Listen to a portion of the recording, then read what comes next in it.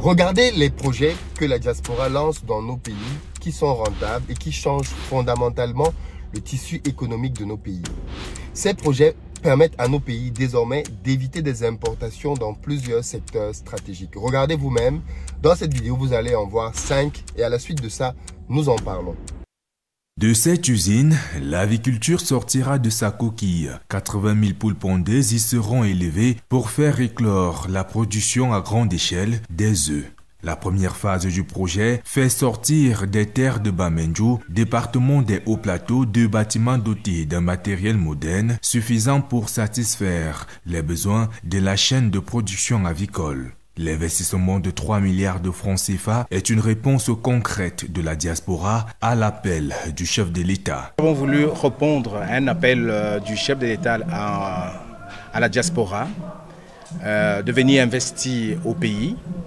Et nous avons choisi ce secteur qui est un secteur assez particulier parce qu'il aide à l'agriculture à se développer, il aide au marché local à se développer, il aide la population à se nourrir convenablement. Cette envie est contagieuse. Dans la région de l'Ouest, les entrepreneurs ont choisi de produire et faire consommer le Made in Cameroun sous plusieurs variétés. L'exemple est illustré dans cette boucherie-charcuterie à Baleine, dans la Mifi. Ici, la viande de porc est différemment transformée. L'usine à elle seule peut traiter plusieurs tonnes par jour. On a commencé par la génétique en important les semences et après on a importé les porcs et on a fait des semences compétitives capables de produire des porcs de 300 kg, 400 kg. Et c'est à ce niveau-là qu'on devait être compétitif. Rapidement, entre 2012 et 2016, nous avons balayé l'importation. Il n'y a eu plus d'importation de côtelettes sur le marché. C'était il y a une victoire. Nous fabriquons les saucissons, les museaux, les pâtés, les saucisses, les merguez, les chipolatas et les jambons. La mini-chaîne d'abattage de la volaille de Koutaba dans le Nône s'inscrit dans la même dynamique. Elle produit en moyenne 150 poulets par heure et obéit aux normes sanitaires. Des projets rendus possibles grâce à l'appui du programme de développement de l'élevage. À Babété, dans les Bamboutos, la mini-laiterie est tout aussi un indicateur que le Cameroun peut fermer le robinet des importations des produits laitiers dont la facture s'élève à environ 30 milliards de francs CFA. Aujourd'hui, nous avons une mini-laiterie capable de transformer 500 à 1000 litres de lait par jour, selon qu'on peut faire 1 ou 2 transformations au jour.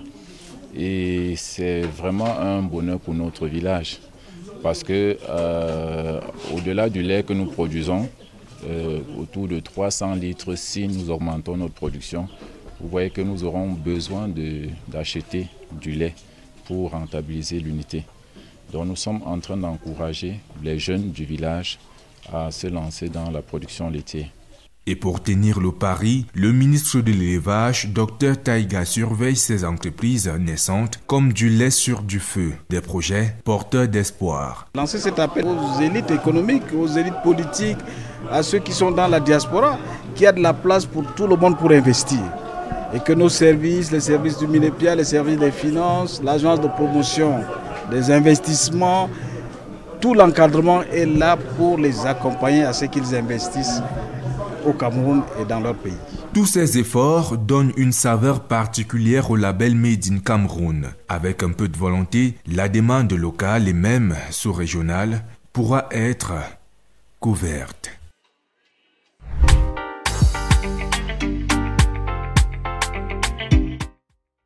Salut à toi, bienvenue sur ma chaîne, moi c'est Philippe Simo. Ici je te parle de business. Parce que c'est avec ça qu'on va développer notre continent. Donc si tu es nouveau ici, abonne-toi. Pour ceux d'entre vous qui veulent lancer des projets en Afrique, comme les personnes de la diaspora que vous avez vues dans cette vidéo. Pour ceux d'entre vous qui savent que l'Afrique est la terre d'opportunités la moins explorée de nos jours. Pour ceux d'entre vous qui savent que se lancer dans le business en Afrique maintenant va payer. Maintenant, mais encore plus dans les prochaines années. Je vous invite ce dimanche à partir de 19 h à une masterclass publique que j'offre au cours de laquelle je vais vous partager ma méthode en 3 étapes pour pouvoir lancer des business concrets sur le continent. Première étape, comment choisir un secteur. Là, dans cette vidéo, vous venez de voir 5 secteurs. Mais comment on aboutit à ces secteurs? Il y a une méthode pour pouvoir les choisir. Deuxième élément, le financement. Vous avez entendu des chiffres. Vous vous êtes dit, je n'ai peut-être pas cet argent, mais il n'est pas question que cet argent sorte de votre poche. Il y a des mécanismes pour aller lever des financements. Je vous partage ça dans la masterclass. Et puis, troisième élément, très important, quel type de business lancer à distance? Certains d'entre vous ne veulent peut-être pas rentrer en Afrique tout de suite, s'installer définitivement, mais voulaient y faire du business quand même. Quel type de secteur choisir? Je vous partage tout ça dans cette masterclass ce dimanche à partir de 19 h. Vous devez vous enregistrer. Dans la barre de description, vous avez un lien qui vous permet de vous enregistrer. Vous donnez votre prénom, vous donnez votre mail et votre numéro de téléphone. Précisez bien l'indicatif du pays parce que c'est au travers de ce numéro qu'on va vous confirmer votre présence. Mais aussi, on va vous faire un petit rappel pour que vous puissiez venir suivre la masterclass. Vous devez absolument être là. Parce que c'est une masterclass en réalité qui est une petite formation au cours de laquelle je vais vous délivrer du contenu de très bonne qualité, de très bonne valeur. Rendez-vous donc ce dimanche pour ceux d'entre vous qui veulent passer à l'action cette année et qui veulent arrêter juste de discuter. Pourquoi je dis ça? Parce que je me rends compte qu'il y a beaucoup de personnes qui ne savent pas du tout de quoi elles parlent, des personnes parfaitement ignorantes. Vous savez, les ignorants se reconnaissent à ceci qu'ils ont beaucoup d'assurance quand ils parlent de choses qu'ils ne connaissent absolument pas du tout. L'Afrique est et demeure l'endroit le plus rentable au monde.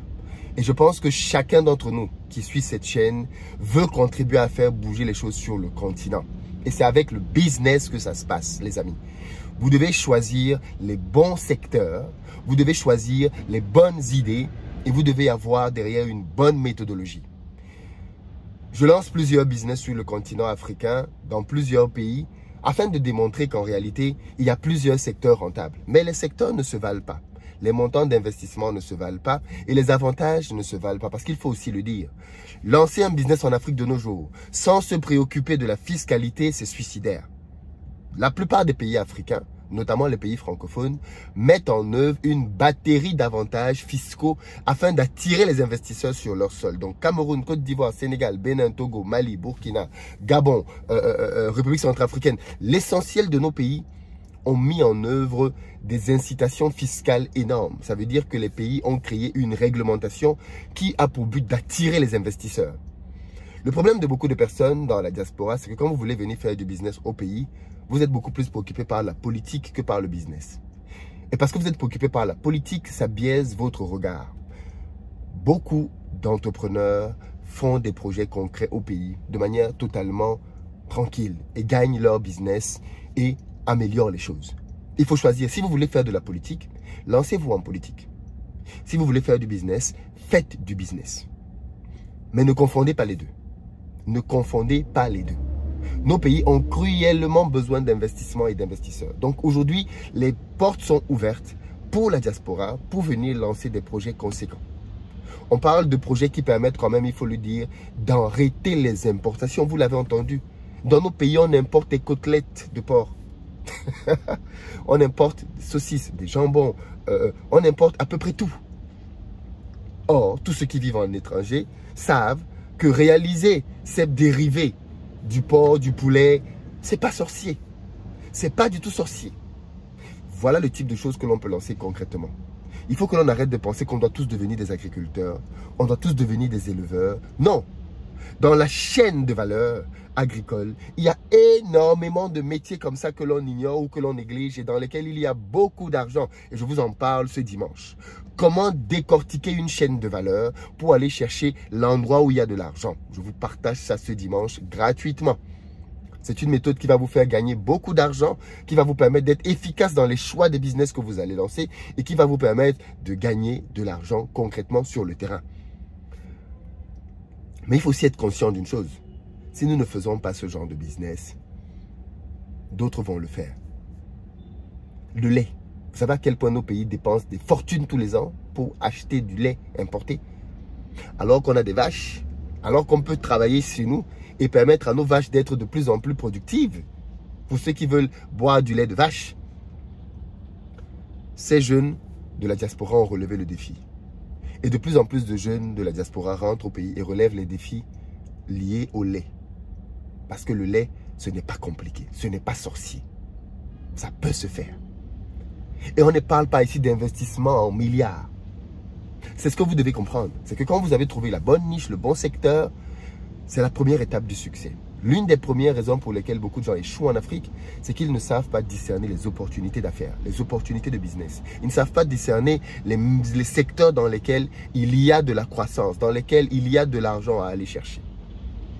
Et je vous partage ça ce dimanche. Donc, réservez votre place pour être présent ce dimanche pendant la masterclass que je vais donner parce que ça va juste être énormissime ce que vous allez apprendre. C'est gratuit. Mais par contre, attention, quand vous vous enregistrez, assurez-vous d'être là et d'être là à l'heure. Parce que chaque place que vous prenez, c'est une place que je ne peux pas attribuer à quelqu'un d'autre. Ça veut donc dire que quand vous prenez une place, en réalité, si vous ne venez pas, c'est une grosse perte. C'est vraiment une grosse perte. Donc, rendez-vous ce dimanche, les amis, pour parler de business concret en Afrique. Parce qu'il est temps que notre génération s'investisse de plus en plus. Et je vous l'ai dit, rien ne doit vous bloquer. L'argent n'est pas un frein. Tout est une question de savoir et de connaissance. Et quand vous avez le savoir, quand vous avez la connaissance, vous pouvez faire des choses incroyables sur ce continent. En tout cas, c'est ce à quoi je vous appelle, chers frères et chères sœurs de la diaspora. On se retrouve donc ce dimanche. Enregistrez-vous maintenant, le lien est disponible. Et bien évidemment, il est question pour nous de devenir des acteurs. Ni des paresseux, et encore moins des gens qui ne foutent rien. Répondons à l'appel du pays. À dimanche.